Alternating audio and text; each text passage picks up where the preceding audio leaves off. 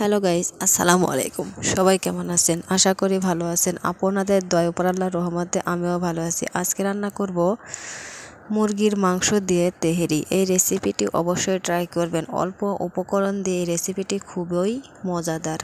চাল পরিষ্কার করে ধুয়ে নিয়েছিলাম। এবারে চুলাতে একটি পাতিল দিয়ে দিয়েছি। পাতিলে সয়াবিন তেল দিয়ে দিয়েছি। তেলটা গরম হয়ে গেলে দিয়েছি পেঁয়াজ, কাঁচা মরিচ, কিছু মশলা আর রসুন থেঁতা করে নিয়েছি। এখানে 4 থেকে 5টি সাদা এলাচ দিয়েছি, 4 থেকে 5 টুকরা দারচালা দিয়ে দিয়েছি। মশলাগুলো ভালো করে ভেজে নিয়েছি। এবারে দিয়ে দিচ্ছি ধুয়ে রাখা পানি ঝরা চালগুলো। এগুলো ভালো করে তেলের সাথে ভেজে নিতে হবে। সুন্দর একটি স্মেল আসা পর্যন্ত ভাজতে হবে। অল্প উপকরণ দিয়ে এভাবে রান্না করলে খুবই মজাদার। হঠাৎ গেস্ট আসলে অল্প সময়ের মধ্যে এভাবে রান্না করতে পারেন।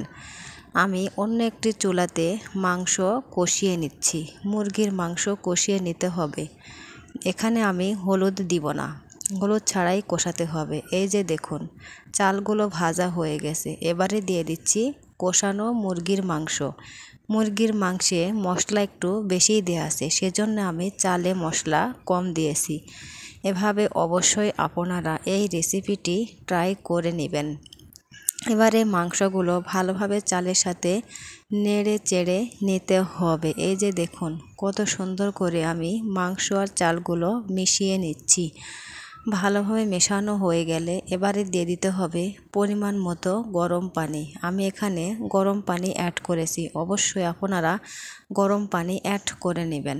আগে অল্প একটু দিয়ে ভালোভাবে নেড়ে চেড়ে নিতে হবে, যাতে পাতিলের তলায় লেগে না যায়। এবারে দিয়ে দিয়েছি পরিমাণ মতো পানি। যেহেতু চালটা পুরাতন, সেজন্য পানি একটু বেশিই লাগবে, তাই আমি পরিমাণ মতো পানি দিয়ে দিয়েছি। দেখুন বলক চলে এসেছে। চালটা প্রায় অর্ধেকটা ফুটে গেছে। বেশি নাড়াচাড়া করা যাবে না, আর ভাত খুব সুন্দর ঝরঝরা হবে। এই যে দেখুন রেডি হয়ে গেছে মুরগির মাংস দিয়ে তেহারি। এভাবে রান্না করলে এত যে টেস্টি কল্পনাও করা যাবে না।